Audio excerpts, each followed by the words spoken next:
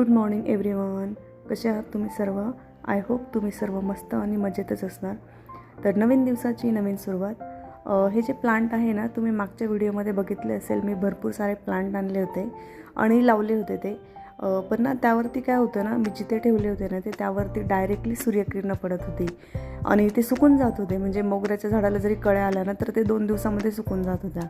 त्यामुळे मी थोडे अपोजिट साईडला ठेवले, जिथे की सूर्यकिरणं डायरेक्टली प्लांटवरती पडणार नाहीत. त्यानंतर स्कूलला गेली. स्कूलवरनं आल्यानंतर मला जायचं होतं डी-मार्टला, कारण माझा घरातला जो किराणा आहेत ना तो संपत आला होता आणि मी घरामध्ये ना डायरेक्टली 1.5 ते 2 महिन्याचा किराणा भरत असते. आणि सॅटर्डे संडे कसं सुट्टी असते, पण मग खूप गर्दी असते. जे कोणी डी-मार्टला जात असेल ना त्यांना माहीत असेल, लिटरली म्हणजे ती ट्रॉली घेऊन फिरण्यासाठी फिरता पण येत नाही, इतकी गर्दी असते. आणि बिलिंग काउंटरला पण खूप गर्दी असते भयंकर, कारण पूर्ण लाईन लावावी लागते आणि खूप वेळ जातो त्यामध्ये. त्यामुळं म्हटलं मग असं ऑड डेला चालू होते. मी फ्रायडेचा ब्लॉग आहे हा. तर फ्रायडेला आली होती डी-मार्टला. तर डी-मार्टमध्ये गेल्यानंतर ना मी काही म्हणजे हॅक यूज करत असते, ते मी आज तुमच्यासोबत शेअर करते. तुम्ही पण करतच असणार आहे.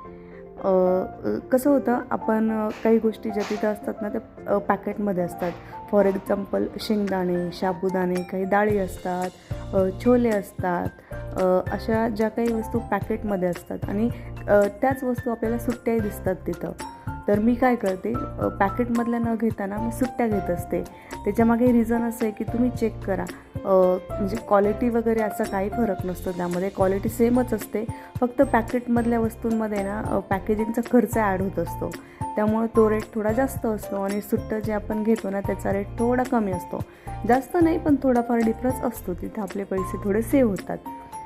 त्यानंतर डी-मार्टमध्ये buy one get one offer पण असतात, तर तिथेही आपले पैसे सेव्ह होत असतात. आणि डी-मार्टमध्ये गेल्यानंतर कसं ना आपल्याला भरपूर साऱ्या व्हरायटी बघायला मिळत असतात. त्यामुळं म्हणजे इथे जवळपास आहे किराणा दुकान वगैरे आहेत, जे की घरी आणून देतात. पण मग डी-मार्टलाच जात असते मी, कारण तिथं कसं गेल्यानंतर पैसेही सेव्ह होतात आणि एका गोष्टीच्या आपल्याला म्हणजे व्हरायटी पण बघता येतात. आणि आम्ही डी-मार्टला त्रिशाला नव्हतं नेलं, कारण ती स्कूलमध्ये होती. तर मग तिच्यासाठी असं भरपूर सारा खाऊ घेऊन आलो होतो.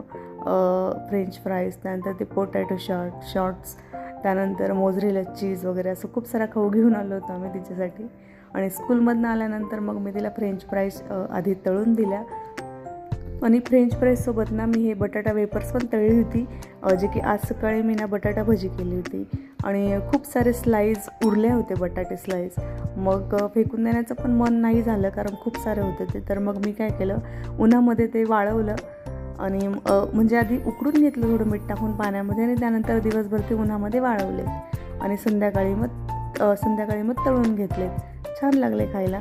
त्यानंतर संध्याकाळी आमच्या सोसायटीमध्ये ना गॅस सेफ्टी म्हणजे प्रशिक्षण होतं, जे की आजकाल खूप सारे गॅसचे स्फोट होत आहे ना. तर मग त्यांनी असं प्रशिक्षण ठेवलेलं होतं, जे की सांगत होते की तुम्ही गॅस सेफ्टी डिव्हाइस यूज करा. भरपूर काही त्यांनी माहिती दिली. त्यानंतर गॅसची आपली नळी असते ती चेंज करायची असते. रेग्युलेटर असतं ते काही वर्षानंतर किंवा काही महिन्यांनंतर ते चेंज करायचं असतं. त्यानंतर गॅसची सर्व्हिसिंग जी असते तीही दर 6 महिन्याला ती म्हणजे केली पाहिजे, असं ते सांगत होते.